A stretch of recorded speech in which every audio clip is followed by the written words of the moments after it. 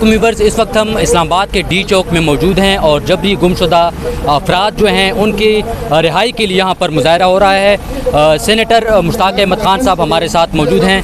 अस्सलाम वालेकुम सर, कैसे हैं सर? ये मसला जो है जबरी गुमशुदा अफराद का या लापता अफराद आप उसे कहें, जो भी कहें, लेकिन ये मसला हल क्यों नहीं हो रहा? ये लापता नहीं है, ये जबरी गुमशुदा है और इसको जबरी तौर पर एजेंसियों ने गुमशुदा कर दिया है और ये उनके टार्चर सेलों के अंदर मौजूद हैं और पाकिस्तान की अदालतें इस पे गवाह हैं कि बहुत से लोग जो हैं अदालत और मीडिया के प्रेशर से, आवाम के प्रेशर से उन्होंने रिहा भी किए हैं, वहीं से बाजियाब भी किए हैं। तो ये मसला इसलिए हल नहीं होता कि जो नॉन इलेक्टेड फोर्सेस हैं वो ताकतवर हैं। ये पार्लियामेंट की कमज़ोरी है, ये निज़ाम इंसाफ की कमज़ोरी है, ये अदालतों की कमज़ोरी है, या पाकिस्तान की कानून की कमज़ोरी है कि अशरों से हज़ारों की तादाद में जबरी गुमशुदा अफराद इस माशरे के अंदर मौजूद हैं। ये बशरी हुकूक की खिलाफ वर्जी है, ये पाकिस्तान की रियासत के लिए एक बदनुमा दाग है और किसी भी सूरत में किसी भी मुहज़्ज़ब माशरे में जबरी गुमशुदा अफराद को बर्दाश्त नहीं किया जा सकता। ठीक है सर, ये मसला तो है, लेकिन फिर आखिर एक सवाल ये पैदा होता है कि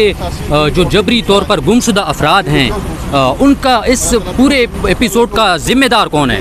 इसके ज़िम्मेदार वो सियासी हुकूमतें हैं जो इस दौरान जिन्होंने हुकूमतें की हैं, पॉलिटिकल हुकूमतें, और इसकी ज़िम्मेदार हमारे निज़ाम इंसाफ और अदालतें हैं जो लोगों को इंसाफ नहीं दिला सकी, और इसकी ज़िम्मेदार पार्लियामेंट भी है कि पार्लियामेंट इन्फोर्स नहीं कर सकी, इंश्योर नहीं कर सकी फंडामेंटल राइट्स को और लोगों के साथ इंसाफ को। तो ये सारे इसके ज़िम्मेदार हैं। आपने अपनी तकरीर में साबिक DGI का जिक्र किया, वो क्या मामला है?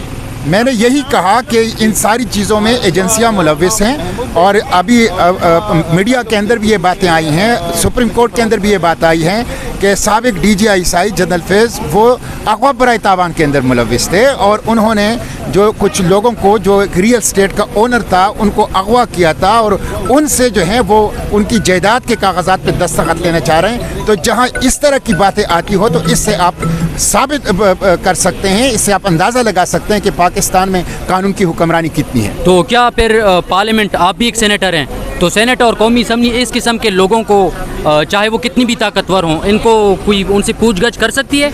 देखिए, पार्लियामेंट इस वक्त उसके हाथों में हथकड़ियाँ हैं, पार्लियामेंट के वजूद के गिर्द जंजीरें हैं। पार्लियामेंट को नॉन इलेक्टेड फोर्सेस ने अपने गैर जमहूरी अवाम दुश्मन आइन मुखालिफ फैसलों के लिए रबड़ स्टैंप बनाया है। पार्लियामेंट तो अंगूठा छाप है, नॉन इलेक्टेड फोर्सेस के अहकामात के ऊपर अंगूठा लगाती है। पार्लियामेंट इस वक्त आवाम की एहसासात और जज्बात की तर्जुमानी नहीं कर रहा, नॉन इलेक्टेड फोर्सेस के फैसलों की तायीद कर रहा है। तो बदकिस्मती से इस वक्त पाकिस्तान का पार्लियामेंट आवाम की उम्मीदों का मरकज़ नहीं है। अच्छा, आखिरी सवाल ये है कि आमना मसूद जंजुआ ने कहा कि हमारे जो मुफ्तियान या उलमाए कराम हैं वो फतवे ज़्यादा देते रहते हैं, तो क्या इस मामले पर भी जो जबरी गुमशुदा अफराद का मसला है इस पर भी कोई फतवा आएगा? तो इस हवाले से क्या कहते हैं आप? मैं तो यही कहता हूँ कि इस पर मीडिया को भी अपना भरपूर, जो तंजीमें हैं, भरपूर अपना वर्जन देना चाहिए। पाकिस्तान के तमाम पॉलिटिकल पार्टीज इलेक्शन में जा रहे हैं, उनको अपने मंशूर के अंदर रखना चाहिए।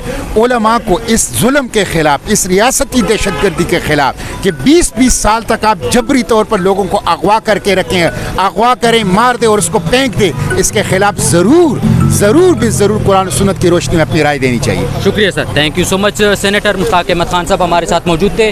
आपने सुना कि ये लापता अफराद का मसला हल क्यों नहीं हो रहा, इसका जिम्मेदार कौन है और सियासी जमातों को क्या करना चाहिए। साकिब सईद को इजाज़त दीजिए, अल्लाह हाफ़िज़।